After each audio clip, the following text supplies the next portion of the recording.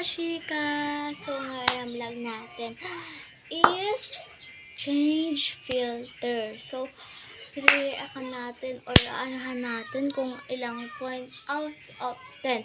Bago magsimula ang vlog na ito, huwag mong hayaan hindi ka nakalike, follow, share, and subscribe para palagi kang updated sa Chika Vlog. So, at huwag mo rin kalimutan sa YouTube na mag-like, comment, and share, and subscribe para rin updated ka dun sa Chika Vlog. So, tara na, simulan na natin ngayon ang ating vlog.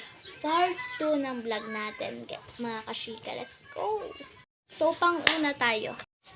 Wow! Paano lang? So, 10. 10 over 10.